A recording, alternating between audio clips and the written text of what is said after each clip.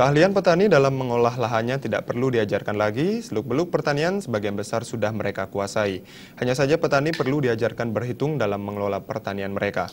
Demikian diungkapkan staf khusus Kasat Mabes TNI Angkatan Darat, Brigjen TNI Made Sumantra saat menyimak ramah di Gedung Pers Bali, Ketut Nada Denpasar kemarin. Staf khusus Kasat Mabes TNI AD Brigjen TNI Made Sumantra diterima pimpinan kelompok media Bali Pos Satria Narada.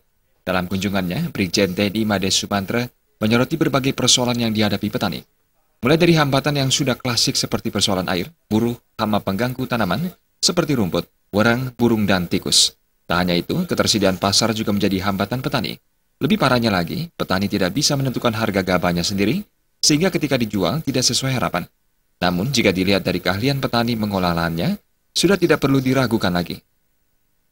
Kalau masalah teknis pertanian, Pak petani sudah lebih pintar. Nah, yang dia belum pintar adalah memanage penghasilannya dia. Gitu. Jadi dia belum bisa menghitung berapa ongkos bekerja dari mulai mengolah lahan sampai panen. Dia tidak pernah menghitung itu. Jarang yang menghitung. Kalaupun ada yang menghitung itu tidak rinci. Nah, makanya dia tidak bisa menghitung berapa selisih yang dia dapatkan dari hasil menjual dikurangi ongkos dia bekerja, gitu. Sehingga dia merasa rugi, tapi tidak tahu kenapa dia rugi. Brigjen TNI Made Sumantra juga menyayangkan minimnya minat generasi muda saat ini di sektor pertanian. Namun menurutnya itu wajar, karena melihat hasil sektor pertanian yang saat ini masih belum bisa diandalkan secara ekonomi. Saya dan pemerintah lainnya belum mampu mempromosikan bahwa petani itu menjanjikan.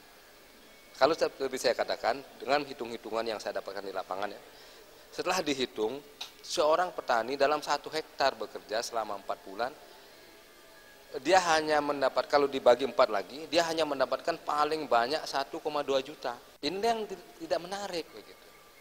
Tidak menarik, gitu. Nah, inilah yang ingin kita tingkatkan supaya hasilnya lebih banyak.